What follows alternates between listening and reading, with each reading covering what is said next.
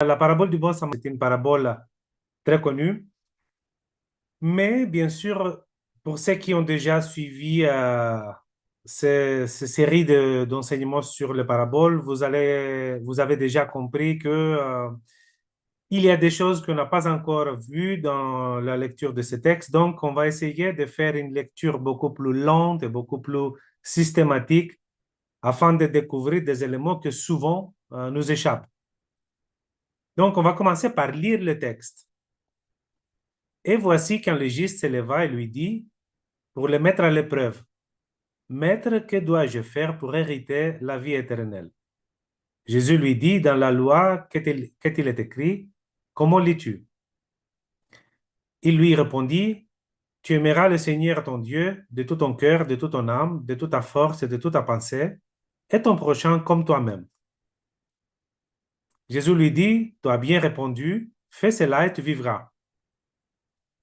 Lui voulant s'ajuster, dit à Jésus, Et qui est mon prochain? Jésus soutenant, il dit, Un humain descendait de Jérusalem à Jéricho. Il tomba sur des bandits qui, l'ayant dépouillé et roué de coups, s'en allèrent le laissant à moitié mort. Il se trouva qu'un prêtre descendait par ce chemin.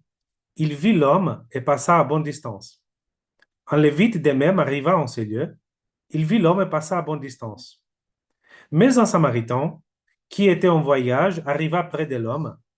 Il le vit et fut pris aux entrailles. Il s'approcha, banda ses plaies en y versant de l'huile et du vin, le chargea sur sa propre monture, le conduisit à une auberge et prit soin de lui. Le lendemain, tirant 2 pièces d'argent, il les donna à l'aubergiste et lui dit, Prends soin de lui, et si tu dépenses quelque chose de plus, c'est moi qui te le rembourserai quand je repasserai. Lequel des trois, à ton avis, est advenu le prochain de l'homme qui était tombé sur le bandit? Le légiste répondit, C'est celui qui a fait la pitié à lui. Jésus lui dit, Va, et toi aussi, fais de même. Donc, comme vous avez déjà compris, on donne beaucoup l'attention à la traduction. Et donc, en faisant attention de préserver le maximum possible la beauté de la langue française, mais à la fois d'être fidèle au texte d'origine. Et donc, ici, je choisis quelques exemples pour des raisons pédagogiques et méthodologiques. J'ai souligné quelques mots dont la traduction en français faisait leur perdre leur teneur initiale dans la langue grecque. Donc, premier mot, hériter. Et dans l'édition de Tob, le texte est traduit en disant recevoir en partage. Et puis d'autres traductions dont recevoir. Donc, on comprend facilement que recevoir et héritier n'est pas du tout la même chose. Dans les deux cas, il y a une réception, mais les conditions du recevoir et les conditions du hériter sont très différentes. Au verset 28, Jésus dit, fais cela et tu vivras. Et chez Tob, la traduction c'est tu auras la vie. Et ici aussi, la différence est importante parce que dans le texte grec, ce qui nous donne à comprendre, c'est que la vie n'est pas quelque chose à voir, entre autres, mais c'est un élément euh, fondamental de l'existence. Donc, ce n'est pas quelque chose à, à, à posséder. Dans le verset 29, ça s'ajustait plutôt que c'est justifié. Donc, c'est justifié, c'est la tradition courante dans toutes les traductions, dans toutes les éditions. Les éditions. Or, la recherche lexicographique, c'est-à-dire la recherche dans le dictionnaire, à la fois grec-français, à la fois grec-anglais, et puis dans des dictionnaires étymologiques, propose comme première traduction du verbe grec le verbe s'ajuster.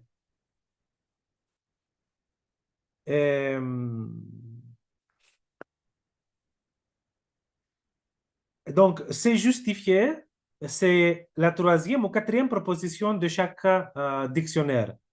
Donc, et on comprend tout de suite que l'impression du sens, l'effet du sens par les s'ajuster, par les se justifier est très différente. Dans le verset 30, non, dans le verset, pardon, dans le verset 30, oui, il y a Jésus soutenant, il dit, donc, chez Tob et chez Louise et Conde, le texte dit reprendre. Donc, reprendre montre la prise de parole de la part de Jésus. Par contre, soutenant, qui est la traduction littérale du texte grec, manifeste plutôt l'intention de Jésus par rapport à cette question précise du légiste. Donc, soutenant va plus profondément derrière l'énoncé que juste dire répondre. Et dans le verset 30 encore, toutes les traductions dont un homme, et moi je propose un humain, d'abord parce que le texte grec dit anthropos, et puis ici, il ne s'agit pas d'un désir de ma part d'utiliser un langage inclusif, mais c'est parce que humain a un caractère beaucoup plus universel que homme. Au verset 33, il est vu et il fut pris aux entrailles. Donc, chez Tob, il dit fut pris de pitié, et puis Louise et Conde fut ému. Plus ou moins les mêmes traductions dans des autres éditions. Donc, traduire fut pris de pitié ou fut ému reste à un niveau psychologique.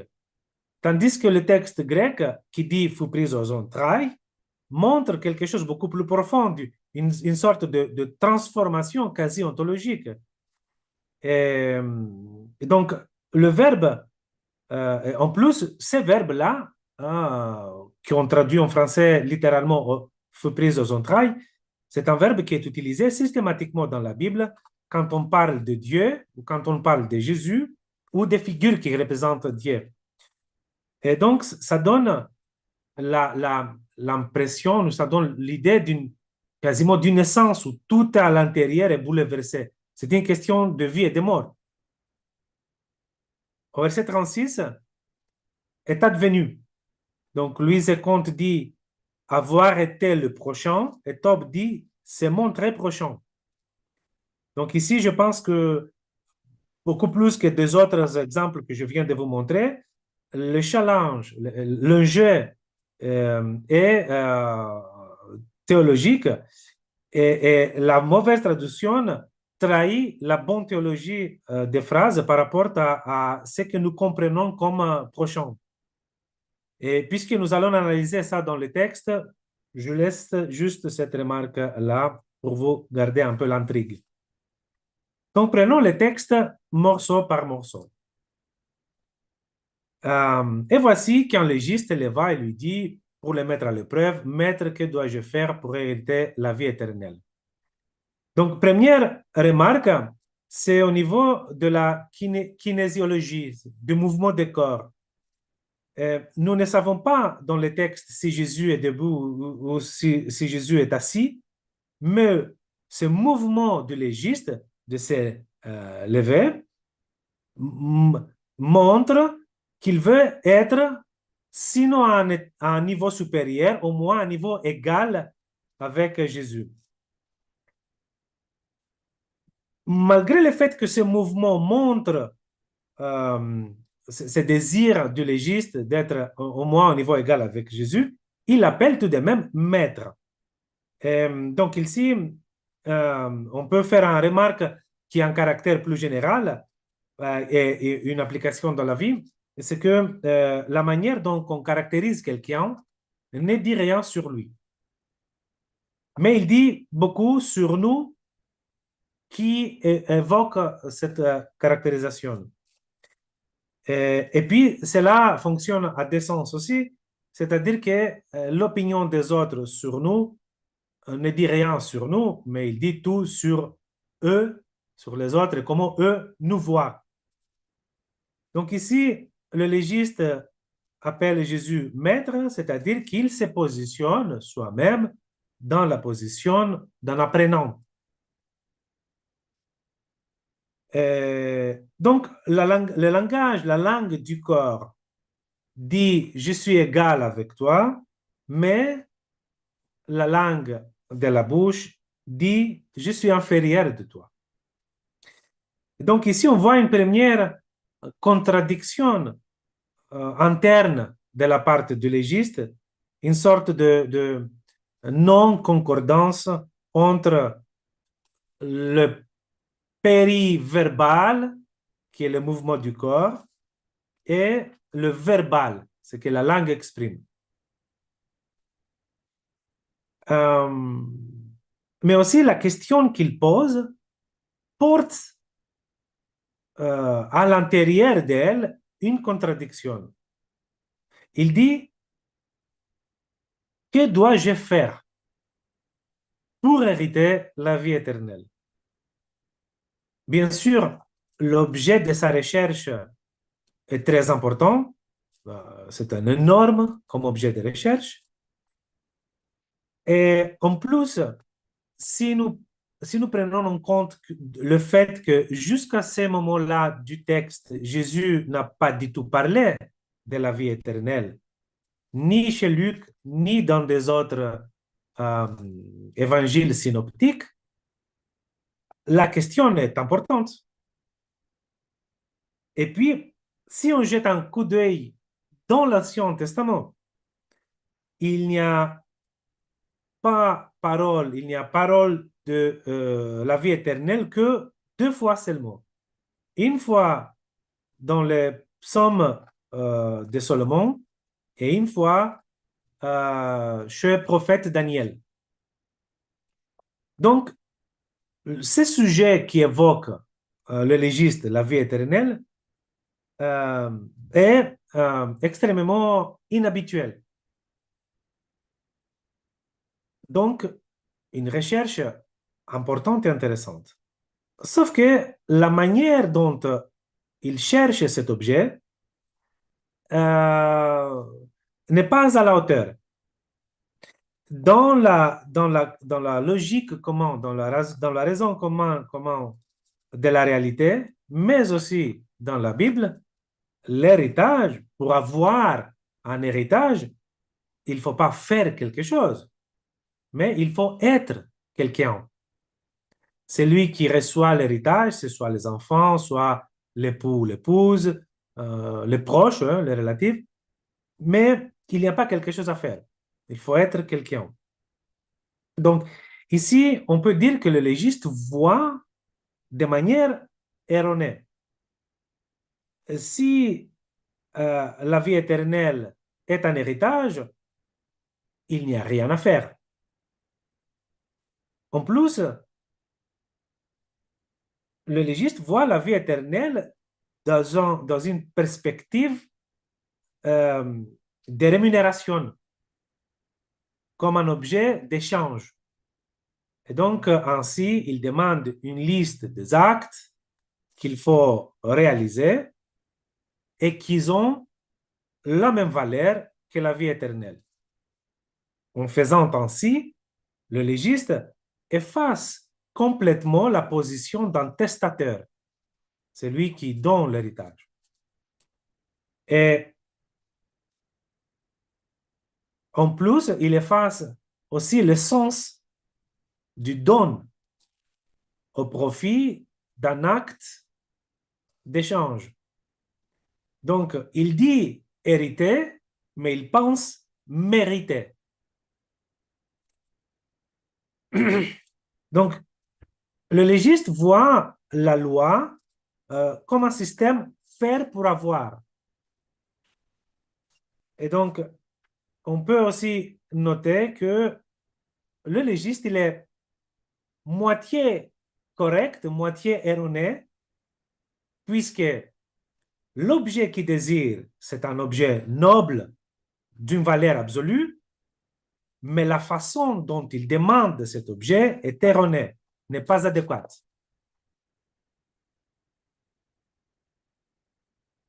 À cette question, Jésus répond, ne répond pas de manière directe. Il répond de manière indirecte. Et j'ai noté que Jésus, dans les évangiles, on a posé à Jésus, dans les évangiles, 183 questions. On lui a posé 183 questions. Et lui, il n'a répondu de manière directe qu'à 2 questions seulement. Toutes les autres questions, les 181 réponses, soit il n'a pas répondu, soit il a répondu de manière indirecte. Et de plus, de l'autre côté, Jésus a posé dans les évangiles 307 questions. Donc, Jésus enseigne avec des questions et avec des paraboles. Un tiers de l'enseignement de Jésus, c'est par des paraboles et 307 questions. C'est énorme quand même. Donc, parce que Jésus n'essaye pas de transmettre quelques informations de l'ordre du savoir. Il n'essaye pas d'enseigner un savoir. Jésus cherche la relation. Et la manière dont il cherche la relation, c'est ce jeu de questions. Et donc, ici, il pose une question à 2 niveaux. Qu'est-il écrit dans la loi et comment lis-tu? La première question, on peut répondre à la première question avec un savoir, connaissance, qu'est-il décrit dans la loi. Et la deuxième, on ne peut la répondre qu'avec un jugement, avec une interprétation. La réponse question de Jésus est en phase avec la manière dont pose la question le légiste. Jésus ne répond pas à l'apprenant qui cherche à apprendre, mais il répond au maître de la loi. En autre mot, Jésus ne répond pas à la question du légiste, mais il répond à la manière dont le légiste a formulé sa question. Il ne répond pas à son énoncé, mais il répond à son énonciation. Encore plus avec cette question, Jésus dit que la loi n'est pas un texte qu'il faut l'apprendre, mais c'est un texte qu'il faut le lire, il faut l'interpréter. Le légiste donne une réponse très intéressante.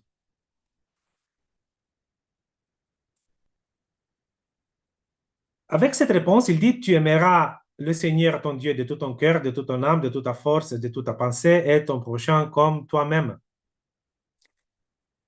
Avec cette réponse, le légiste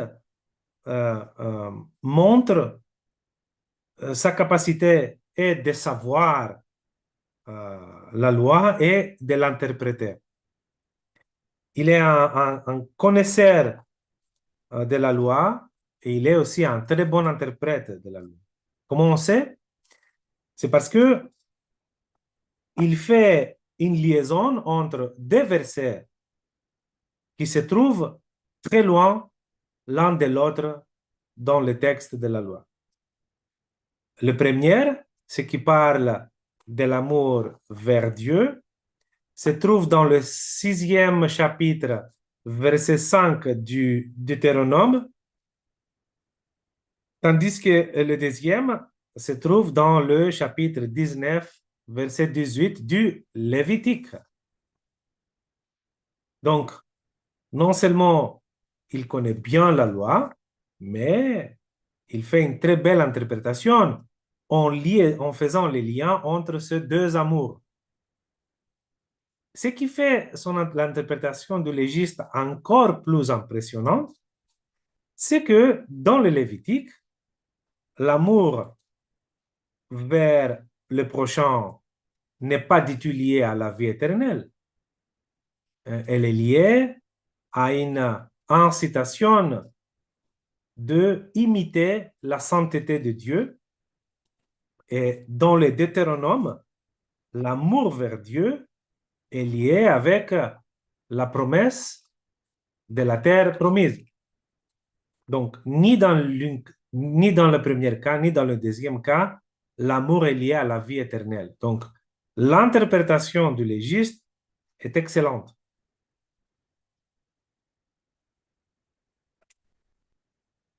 En plus, cette réponse du légiste montre un déplacement qu'il a fait par rapport à sa première position, à sa position initiale. Sa position initiale montre que la relation avec la vie éternelle est binaire. C'est moi et la vie éternelle. Maintenant, il voit la vie éternelle d'une manière doublement ternaire. Moi, Dieu est la vie éternelle, et moi, le prochain est la vie éternelle.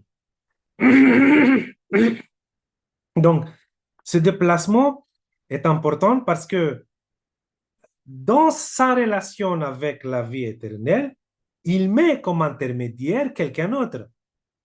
À travers ce quelqu'un d'autre est possible la vie éternelle. Et tout cela juste dans 2 phrases. Donc, il a une bonne capacité de se déplacer. Jésus dit, tu as bien répondu, fais cela et tu vivras. Donc, Jésus ne fait pas une axiologie, n'évalue pas, ne fait pas une évaluation de la justesse de la réponse du légiste. Si Jésus était aujourd'hui un professeur du Nouveau Testament, il allait répondre au légiste qu'il a fait une interprétation spéculative. Prendre 2 versets séparés très loin l'un de l'autre de manière arbitraire et puis de les lier avec un autre concept qui n'est pas dans le texte, c'est la définition même de la spéculation. Mais Jésus ne fait pas une évaluation de la justesse de la réponse, mais de l'acte de lecture qu'a fait le légiste dans ces contextes particuliers. Donc, il évalue l'interprétation.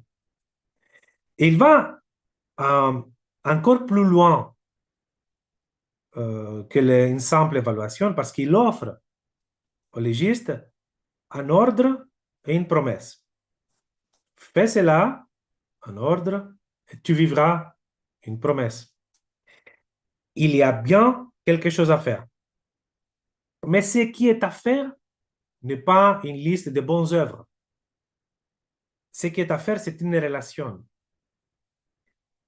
C'est l'amour. Parce que quand on aime, on ne fait pas quelque chose.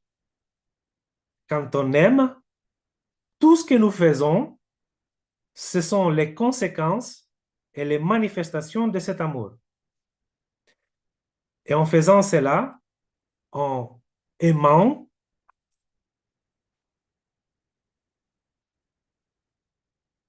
on ne va pas recevoir quelque chose. Il ne va pas recevoir quelque chose. En donnant son amour, en aimant, il ne va pas avoir la vie, mais il vivra. Il sera quelqu'un. Il sera un être vivant. Donc, il n'aura pas la vie, mais il vivra. Il faut noter ici une différence. Le légiste, dans sa première question, il a demandé la vie éternelle, mais Jésus, ici, lui promet seulement qu'il vivra, qui n'est bien sûr pas la même chose. Et cela peut être pour 2 raisons. Soit parce que l'application de la loi ne peut pas amener à la vie éternelle, ou parce que si on n'aime ni Dieu ni le prochain, ni soi-même, alors on ne vit pas. On existe tout simplement. Mais on existe sans capacité d'entrer en relation. Donc, on ne vit pas. On commence à vivre, selon cette parole de Jésus, seulement quand on commence à aimer. Alors, on pourrait remplacer la fameuse phrase cartésienne qui dit « Je pense, alors j'existe » avec la phrase de Jésus « J'aime, alors je vis ». Et cette phrase, fais cela et tu vivras, on pourrait la comprendre comme une sorte de nouvelle loi.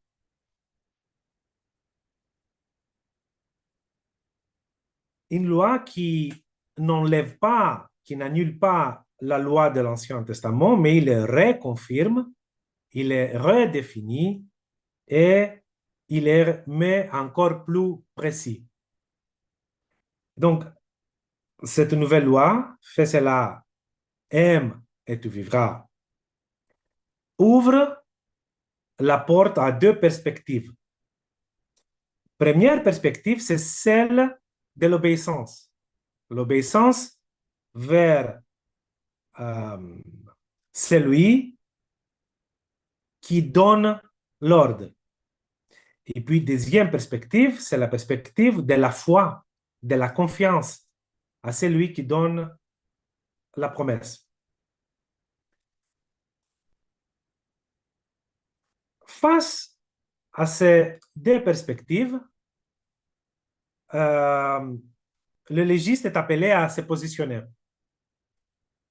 Le légiste, jusqu'à maintenant, a montré une bonne connaissance de la loi, une bonne capacité d'interpréter et une volonté de se déplacer vers la direction que Jésus lui montre, malgré ses faiblesses qui continuent à exister et qui les portent toujours. Donc, on peut faire l'hypothèse qu'il va continuer de la même manière pour la suite.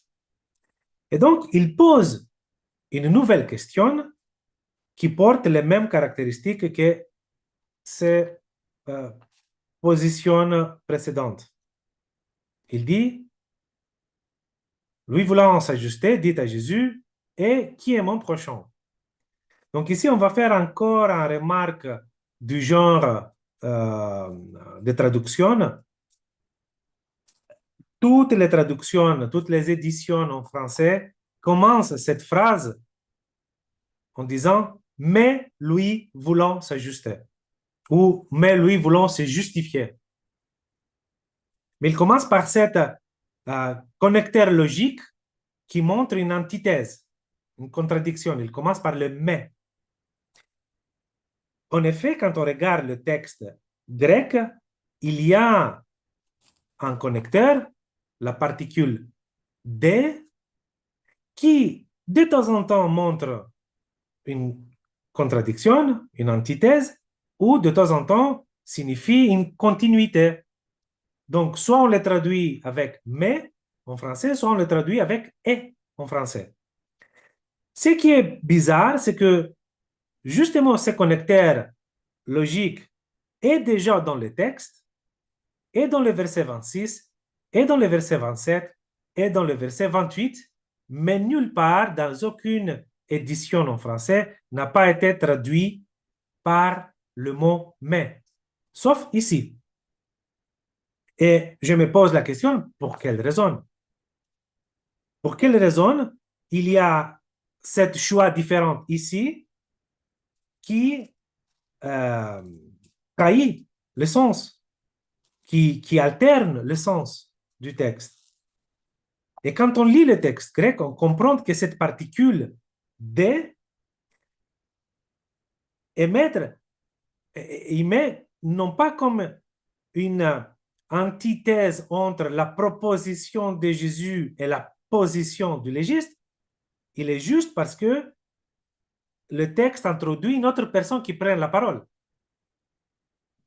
L'un, Jésus, et l'autre, le légiste.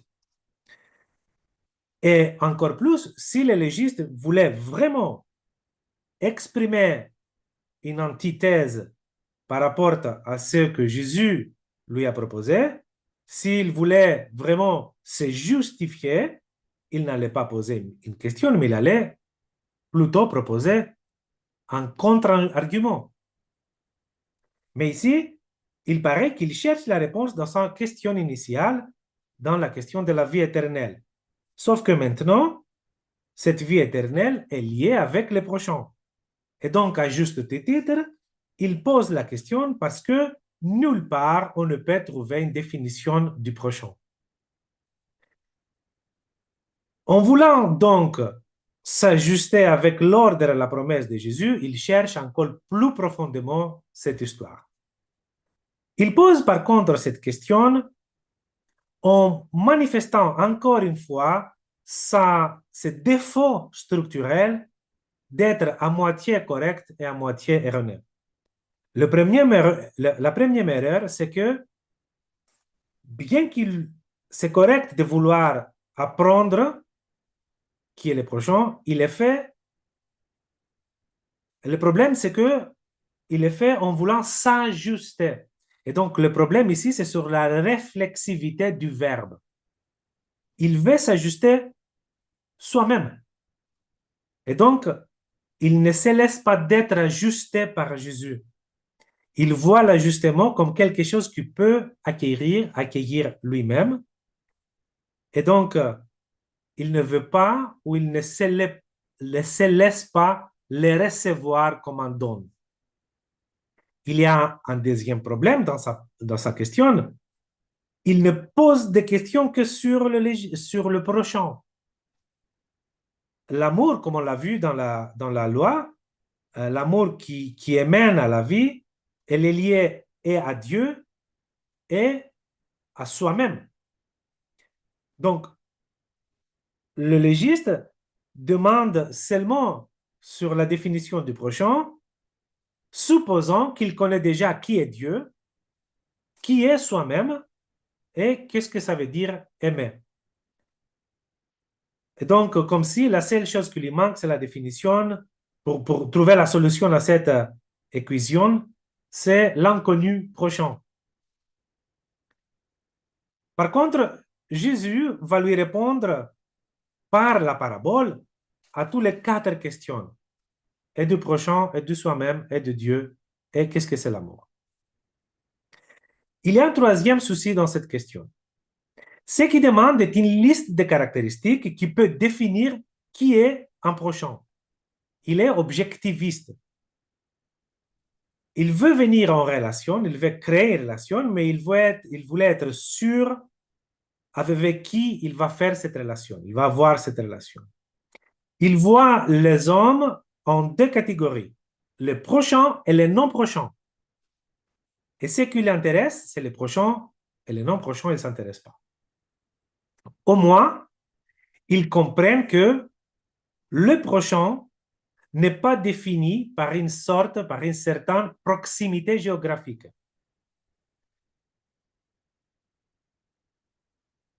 Alors, ils comprennent qu'il y a un deuxième niveau de compréhension que le niveau littéral du mot prochain. Mais cette question porte à l'intérieur d'elle une caractéristique, je peux dire, topographique. En posant cette question de cette manière, c'est comme s'il se positionne lui-même au centre comme point de référence et les autres sont ou ne sont pas prochains par rapport à lui-même. Lui, il est dans le centre et les autres sont ou ne sont pas ses prochains. C'est lui et les autres. Donc, Jésus veut l'aider dans sa recherche. Et la parabole servira comme support à l'aide que veut donner Jésus au légiste. Donc, Jésus les soutient. La parabole commence avec une personne qui s'appelle un humain. Donc, humain, sans d'autres caractéristiques, ni sexe, ni race, ni religion, ni classe sociale. C'est une caractéristique universelle, atemporelle, transtemporelle et transculturelle. Cet humain vient à la rencontre avec quelques-uns de bandits qui lui enlèvent tout, sauf la moitié de sa vie, et lui rajoutent des coups et la moitié d'un mort. À partir de ce point-là de l'histoire, ce moitié mort devient le centre d'intérêt pour le récit et le chemin où il se trouve, c'est le chemin que passent tous les personnages qui viennent. D'abord, vient un prêtre, il le voit et il passe à autre. Exactement de la même manière, un lévite vient dans ce chemin et il le voit, il passe à autre. Ces deux personnes, ces deux acteurs, portent les mêmes caractéristiques sociales, religieuses et nationales. Les scènes sont identiques et donc ça donne l'impression d'une règle qui commence à s'installer. Une fois, ça va, deux fois, ça commence à devenir une règle. Mais il y a une troisième qui fait l'exception. Ceci est une structure narrative assez connue. Je suis sûr que vous avez tous repéré cette structure où deux font la règle et le troisième fait l'exception. C'est une structure narrative qui a des racines anthropologiques très profondes. On le voit dans des contes, on le voit dans d'autres paraboles de Jésus. Donc, le Samaritain approche. C'est lui aussi porte des caractéristiques sociales, religieuses et nationales. Il voit la personne blessée et cette vision provoque un bouleversement interne très profond.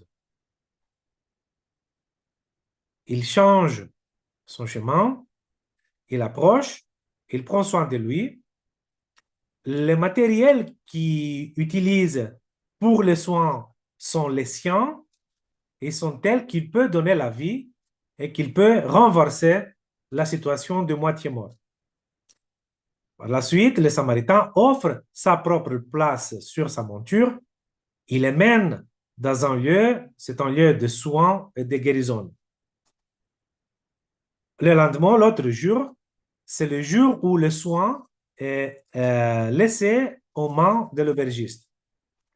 Ici, le Samaritain fait une sorte de contagion, rentrant l'aubergiste comme une sorte de Samaritain bis. L'appel du Samaritain vers l'auberge prend la forme d'un ordre, d'une promesse.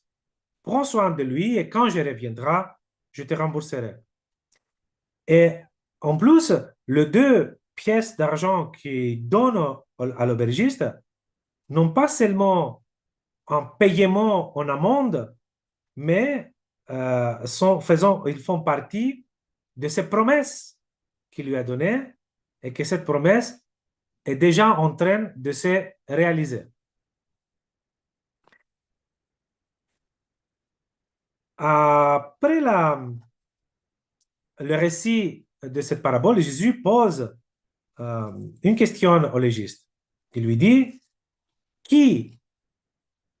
lequel de trois, à ton avis, est advenu le prochain de l'homme qui était tombé sur le bandit? Donc ici, Jésus pose une question qui demande encore une fois une interprétation. Pour une deuxième fois, il met en épreuve lui-même la capacité d'interprétation du légiste. Et dans cette question du légiste, dans cette question de Jésus, le prochain n'est pas un état d'être, mais c'est un état à devenir. ce n'est pas une position statique, c'est une position dynamique. Et le plus important, c'est que il ne faut pas chercher le prochain chez l'autrui. Le prochain n'est pas quelqu'un d'autre, mais le prochain, c'est celui qui advient prochain pour les autres. Donc, quand le légiste dit qui est mon prochain, il se positionne au centre de l'intérêt comme référence. Jésus dit qui est advenu prochain au blessé. Et donc, il met la personne souffrante au centre de l'intérêt et les autres sont appelés de devenir prochains à celui qui souffre. Donc, l'enjeu et l'invitation de Jésus par cette question, c'est tu es appelé à devenir prochain. Le prochain n'est pas quelqu'un d'autre, c'est toi ou ce n'est pas toi. Ne cherche pas les caractéristiques du prochain dans l'autre, mais regarde soi-même dans le miroir pour voir si tu as ou si tu n'as pas ces caractéristiques. Et quelles sont ces caractéristiques? Le légiste donne une réponse. Il discerne entre le prochain et le non prochain par le fait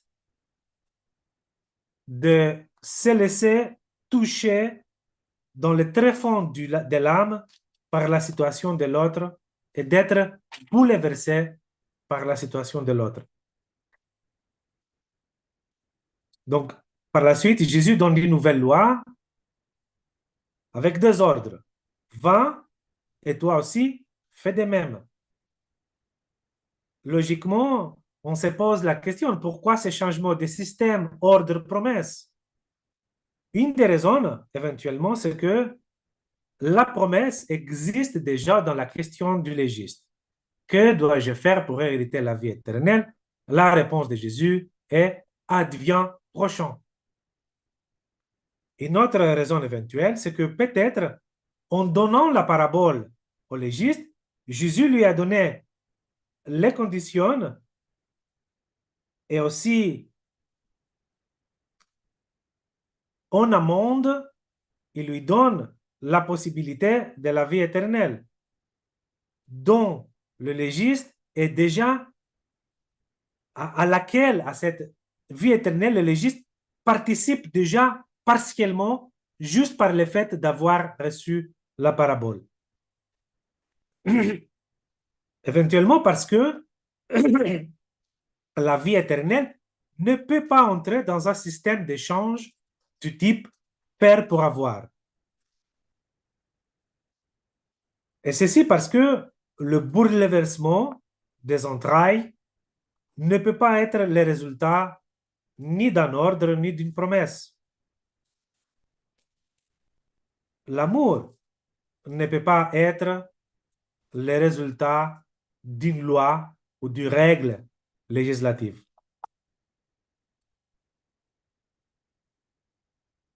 On peut tenir quelques éléments. Dans l'ensemble du récit, Jésus est présenté comme le guide du chemin de la vie. Ce chemin passe où il est proposé par deux supports. La loi d'un côté, la parabole de l'autre côté.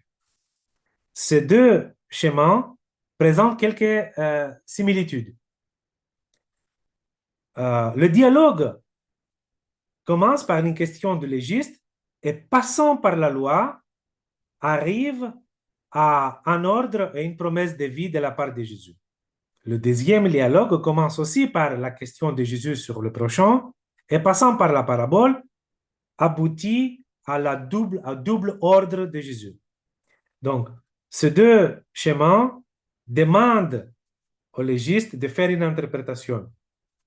Si on regarde le développement de l'histoire de la parabole et si on la juxtapose avec le dialogue de Jésus avec le légiste, on constate une similitude impressionnante. Le couple Jésus légiste et le couple samaritain blessé présente de parallélisme.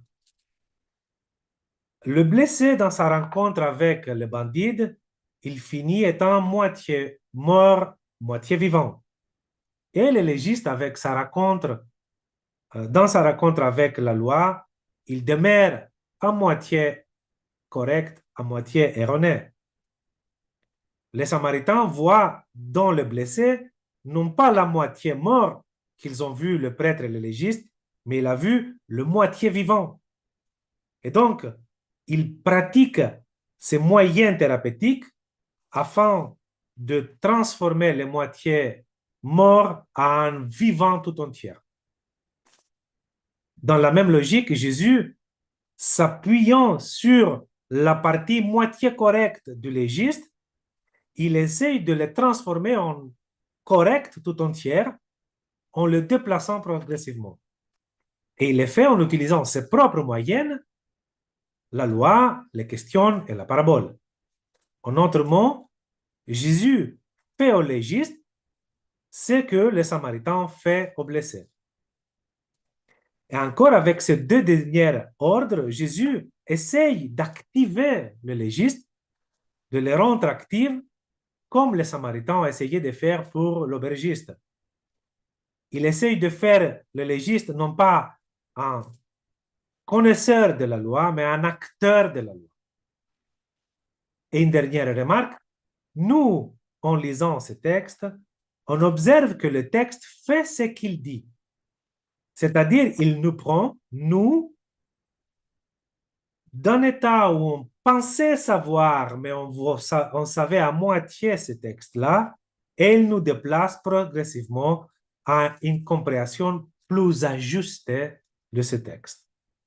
C'est peut-être parce que le texte, qui est la parole de Dieu, préserve une qualité fondamentale de la parole divine qui peut réaliser, qui peut faire émerger en réalité ce qu'il est en train de dire.